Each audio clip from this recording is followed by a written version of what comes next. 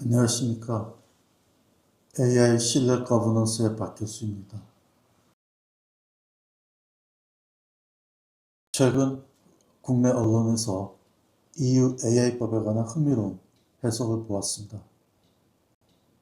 EU가 세계 최초의 포괄적 AI 규제법인 AI법을 만들었지만 고위험 AI 규정의 시행을 2027년과 2028년으로 연기했다. 이는 과도한 규제가 유럽의 AI 산업 경쟁력을 약화시킬 수 있다는 우려가 반영된 결과다. 따라서 EU도 이제 안정성과 기본권 보호뿐만 아니라 혁신과 산업 경쟁력을 고려하기 시작했다. 이런 취지의 내용입니다. 맞습니다. EU가 이른바 AI 디지털 옴니버스 온 AI에 따라 AI법의 고위험 AI 규정의 적용 시점을 조정한 것은 맞습니다. 독립형 고위험 AI 시스템, 예컨대 고용, 교육, 금융, 필수 공공 서비스, 법 집행, 이민, 국경관리 등 이러한 분야의 AI 시스템은 2027년 12월 2일부터 적용됩니다. 제품 안에 내장된 고위험 AI, 예컨대 의료기기, 장난감 승강기, 기계류와 같이 기존 제품 안전 규제와 연결되는 AI 시스템은 2028년 8월 2일부터 적용됩니다. 원래 이들 규정은 각각 2026년 8월 2일 그리고 2027년 8월 2일부터 적용될 예정이었습니다. 그렇다면 질문은 이것입니다. EU가 정말 AI 규제가 너무 강하다고 보고 뒤로 물러선 것일까요? 아니면 AI법을 실제로 작동시키기 위해 시행 조건을 다시 정비한 것일까요? 저는 후자라고 봅니다. 즉, 고위험 AI 규정의 시행 연기를 단순히 EU도 규제가 과도했다를 인정했다는 식의 해석은 정확하지가 않습니다. 물론 EU가 AI 규제로 인한 산업 경쟁력과 행정 부담을 의식한 것은 사실입니다. 그러나 그것만 말하면 핵심을 놓치게 됩니다. 이번 사안의 본질은 규제 후퇴가 아니고 시행의 재설계입니다. EU AI법을 들여다본 분은 잘 아시겠지만 이 법은 규정된 법률 조항만으로 작동하지 않습니다. 특히 고위험 AI 규정은 더욱 그렇습니다. 고위험 AI 시스템에 대해서는 위험관리, 데이터 거버넌스, 기술 문서, 기록 보존, 투명성, 인적 감독, 정확성, 견고성, 사이버 보안 등 여러 요건이 부과됩니다. 문제는 이러한 요건이 매우 추상적이라는 점입니다. 예컨대 AI법은 고위험 AI 시스템에 관하여 위험관리 시스템을 갖춰야 한다고 규정합니다. 그러나 AI 기업 입장에서는 구체적으로 어떤 절차를 갖춰야 이 요건을 충족하는지 알아야 합니다. 또한 고위험 AI 시스템은 적절한 데이터 거버넌스와 품질 기준에 따라 개발되어야 한다고 규정합니다. 그런데 여기서 적절한 품질 기준이 무엇인지 알아야 합니다. EU법의 법률 조항은 무엇을 지켜야 하는가를 말합니다. 그러나 기업, 감독당국, 그리고 인증기관은 어떻게 지키고 어떻게 입증할 것인가를 알아야 합니다. 여기서 조합표준, 즉 Harmonized Standards가 요구됩니다. 조합표준은 AI법의 추상적인 법적 요건을 기업이 실제로 따를 수 있는 기술적 관리적 기준으로 바꾸어줍니다. 조합표준은 AI법을 대체하는 규범이 아닙니다. 법적 의무는 여전히 AI법에 규정되어 있습니다. 조합표준은 그 법적 의무를 어떻게 충족하고 어떻게 입증할 수 있는지 보여주는 핵심 수단입니다. EU AI법 제40조는 고위험 AI 시스템이 EU 관부에 인용된 조합표준에 적합하면 그 표준이 포괄하는 범위에서 AI법의 요건에 적합한 것으로 추정된다고 규정합니다. 이것을 적합성 추정, Presumption of Conformity라고 합니다. 이 규정은 중요합니다. 기업이 조합표준을 따르면 자동으로 모든 책임이 사라진다는 뜻은 아닙니다.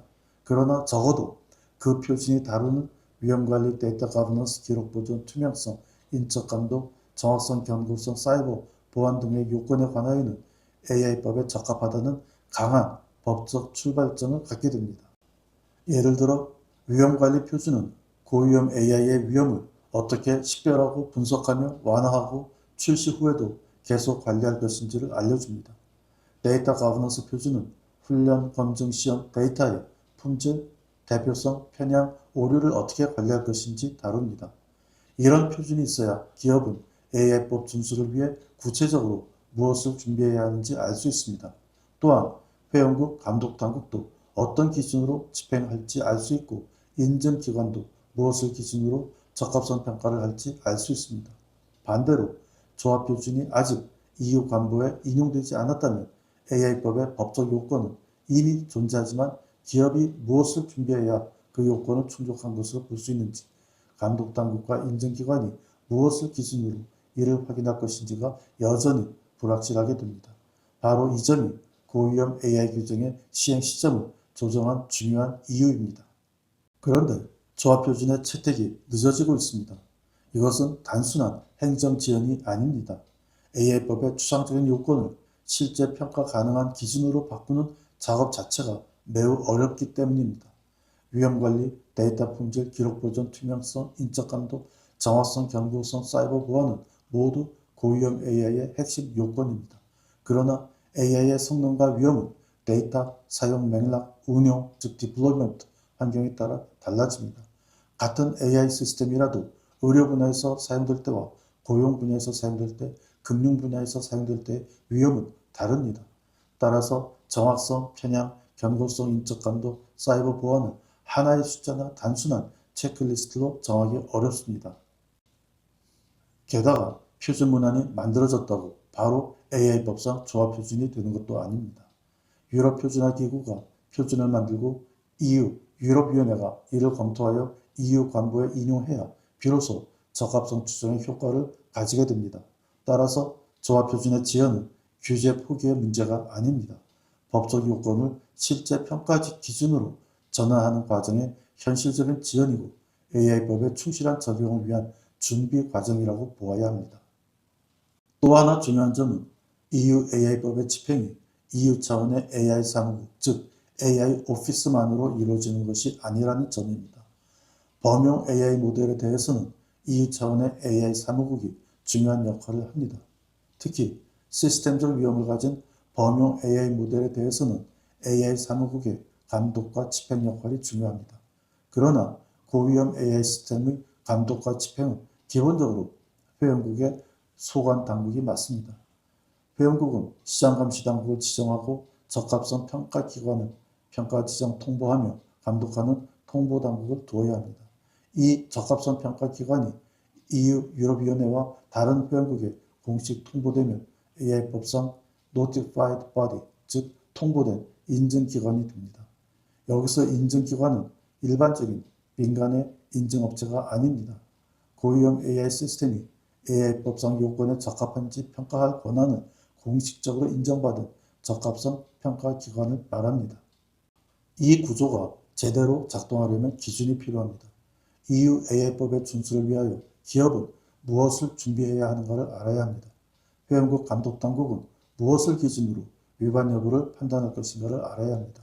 인증기관은 무엇을 근거로 적합하다고 평가할 것인가를 알아야 합니다. 여기서 조합 표준이 없으면 이 세 주체는 모두 불확실성에 빠집니다.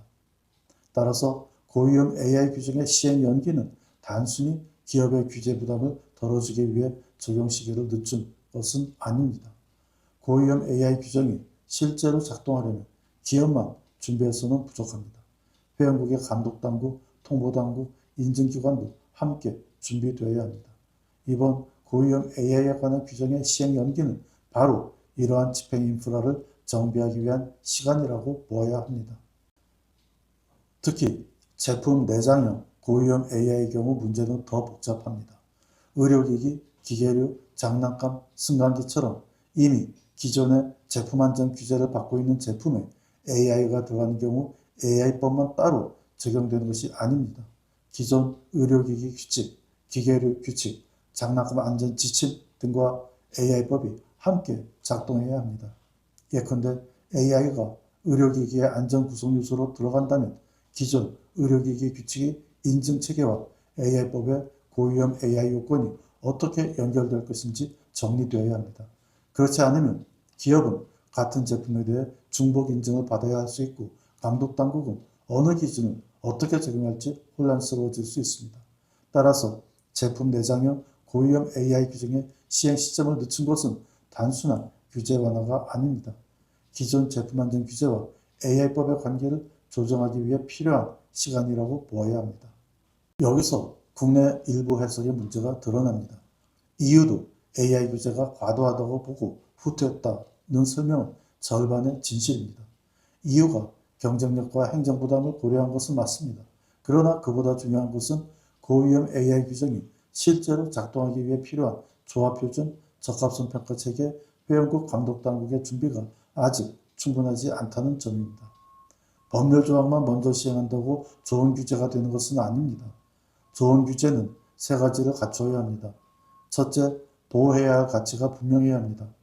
EU AI법의 경우 건강, 안전, 기본권이 그 핵심입니다. 둘째, 기업이 무엇을 해야 하는지 알 수 있어야 합니다. 이것이 조합표준과 가이드라인의 역할입니다. 셋째, 감독당국과 인증기관이 실제로 집행하고 평가할 수 있어야 합니다. 이것이 행정인프라와 인증체계의 문제입니다. 이 세 가지 중 하나라도 빠지면 법은 종이 위에 규제가 됩니다. 기업은 법을 지키고 싶어도 어떻게 해야 하는지 모르고, 감독당국은 집행하고 싶어도 기준이 불분명하며, 인증기관은 평가하고 싶어도 평가 방법이 불확실합니다. 그 결과 시장에는 법적 불확실성만 커집니다. 반대로 표준과 절차가 분명하면 규제는 오히려 혁신을 도울 수 있습니다. 기업은 어디까지 준비하면 되는지 알 수 있고, 투자자는 법적 위험을 개선할 수 있으며, 이용자는 더 신뢰할 수 있는 AI를 사용할 수 있습니다. 그래서 이번 EU의 고위험 AI 규정 시행 연기를 단순히 규제 후퇴라고 부르는 것은 정확하지 않습니다. 더 정확한 표현은 규정의 시행 조건을 갖추기 위한 속도 조절입니다. 특히 AI 생성 콘텐츠에 대한 기계 판독 가능 표시, 흔히 워터마킹이라 부르는 의무는 2026년 8월 2일부터 시행될 예정인데, 이미 EU 시장에 출시된 생성형 AI 시스템에 대해 이 의무의 적용은 2026년 12월 2일까지 연기됩니다. 또한 이른바 누디파이어 앱에 대한 금지가 새롭게 추가되었습니다. 아동 성착취물이나 식별 가능한 사람의 은밀한 신체 부위 또는 성적으로 노골적인 행위를 그 사람의 동의 없이 생성 묘사하는 AI 시스템이 금지됩니다. 이것은 EU가 보호해야 할 가치, 특히 인간의 존엄과 기본권에 대해서는 오히려 규제를 강화하고 있음을 보여줍니다. EU가 배운 교훈은 분명합니다. AI처럼 복잡한 기술을 규제할 때는 법률 조항만으로는 부족합니다. 표준, 가이드라인, 인증체계, 감독당국, 기업 내부, 거버넌스가 함께 움직여야 합니다. 이것은 한국에도 중요한 시사점을 줍니다. 한국 AI 기본법도 위험 기반 접근을 말합니다. 고영향 AI 시스템이 규정됩니다. 그러나 중요한 것은 법에 그러한 단어가 들어갔는지가 아닙니다. 실제로 어떤 기준으로 위험을 평가할 것인지, 어떤 문서를 요구할 것인지, 인적 감독을 어떻게 확인할 것인지, 데이터 품질과 사이버 보안을 어떻게 검증할 것인지, 그리고 운용 단계에서 누가 책임질 것인지가 더 중요합니다. 한국이 EU의 이번 유해에서 배워야 할 것은 규제를 줄이자가 아닙니다. 오히려 이렇게 물어야 합니다. 우리에게는 조합표준에 해당하는 구체적 기준이 있는가? 기업은 무엇을 준비해야 하는지 알 수 있는가? 감독당국은 실제로 심사할 역량과 절차를 갖추고 있는가? 구체적으로 고영향 AI가 의료, 금융, 고용, 교육, 공공서비스에서 사용될 때 누가 운용 책임을 지는가? AI 시스템이 실패했을 때 기록과 설명, 인적 감독, 사고보호 체계는 있는가? 이 질문에 답하지 않고 EU도 규제를 늦췄다고만 말하는 것은 AI 거버넌스 논의를 지나치게 단순화하는 것입니다. EU의 선택은 완벽하지 않습니다. 산업계의 압력도 있었고 경쟁력 논리도 작동했습니다. 하지만 그것이 전부는 아닙니다. 더 본질적인 문제는 AI법을 실제로 작동시키기 위한 표준과 집행 인프라의 준비입니다. 오늘의 결론은 이렇습니다. EU AI법의 고위험 AI 규정의 시행 연기는 규제의 포기나 완화가 아닙니다. 그것은 규제를 작동시키기 위한 시행의 재설계입니다. 조합 표준이 없으면 기업은 무엇을 준비해야 AI법에 적합한 것으로 인정받는지 모릅니다. 감독당국은 무엇을 기준으로 집행해야 하는지 모릅니다. 인증기관은 무엇을 기준으로 적합성 평가를 해야 하는지 모릅니다. AI 신뢰 거버넌스의 핵심은 법을 만드는 데서 끝나지 않습니다. 법을 실제로 지킬 수 있는 표준, 절차, 책임 구조를 만드는 데 있습니다. AI는 기술의 문제가 아니라 신뢰를 설계하는 문제입니다. 그리고 신뢰는 선언이 아니라 작동하는 제도에서 나옵니다. 감사합니다. AI 신뢰 거버넌스의 박 교수였습니다.